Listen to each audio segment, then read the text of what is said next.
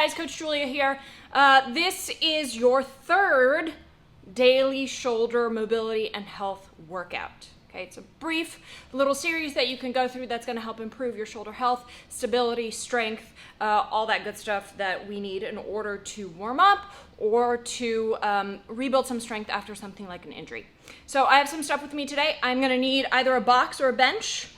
I'm going to need a light dumbbell or a kettlebell and a wall. So I'm going to start off today with a little child's pose breathing. We're just sitting all the way back onto the heels. Your arms are going to be long in front of you, head is on the ground, and we're going to focus, per usual, our inhales on expansion through the back. Not only the lower back, which is super important, but also through that rib cage in the upper back. Nice, long, slow exhales, really focusing on bringing the rib cage together and pushing all the air out.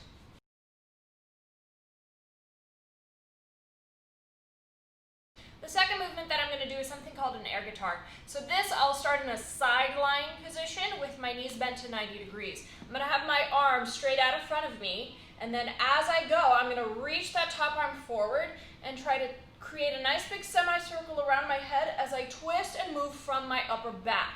You're going to get some shoulder involvement, but this is really about manipulating your thoracic spine, your T-spine. So here I am in my side lying with knees at 90. Head can just rest on the floor, foam roller, an ab mat, something like that. You're going to take that top arm, lengthen it forward, tracing a nice big semicircle and trying to keep my fingers as close to the ground as I can. Then I'm going to allow my rib cage to rotate as I twist my chest up towards the ceiling.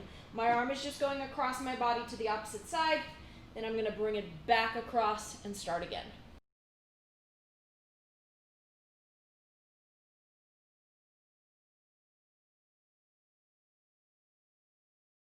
Okay, this next movement you've probably seen from me before. It's going to be a seated wall slide.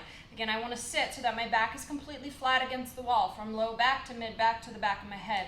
I'm going to tuck my chin under slightly so I'm reaching the back of my neck to the wall. I should feel a little stretch back here, but I don't want to pull my head off of the wall.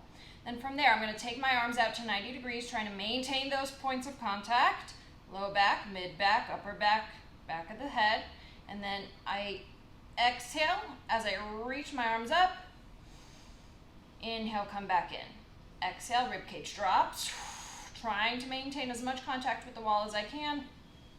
Back down. All right, the next thing we're going to do here is a prone, meaning flat on your belly, IYTW. I's, arms are shoulder width apart. Thumbs are going to point up to the ceiling. Y's are a little bit wider, like the YMCA.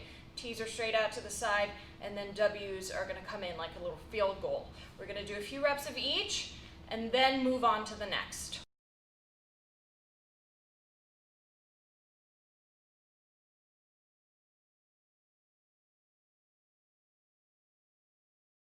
The next thing we're doing is going to focus specifically on internal shoulder rotation, and that is something called sleeper stretch.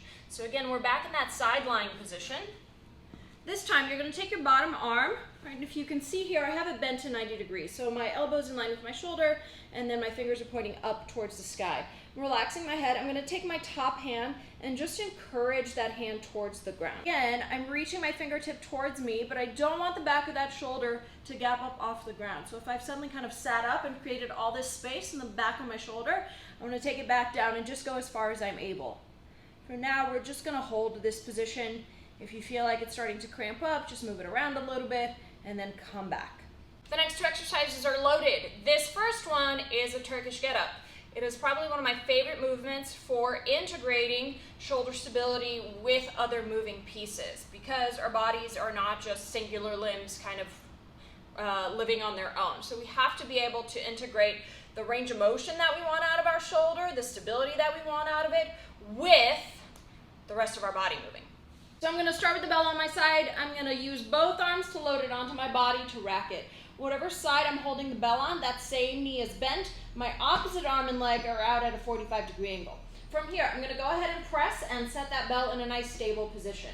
I'm going to push into this front leg so that I'm using the foot and roll onto my opposite elbow. Then from here, I'm going to sit up to my hand. I'm sitting pretty comfortably onto my hips. I'm going to push into that left hand in this case, lift my hip off the ground, take my knee, slide it under my body, and then from there I sit all the way up. I'm going to recenter that leg, and then I stand fully from there. I go back down.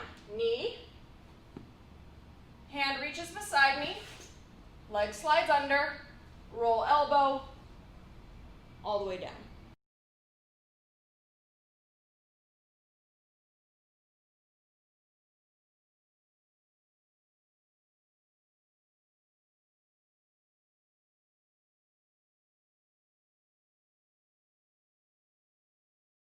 The last movement in this series is something called a bird dog row.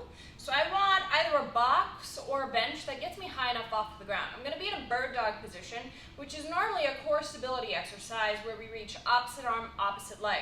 However, instead of my arm reaching up, it's going to reach downwards, and I'm going to add a row to it. My box, I want the knee closest to the edge of the box to stay down.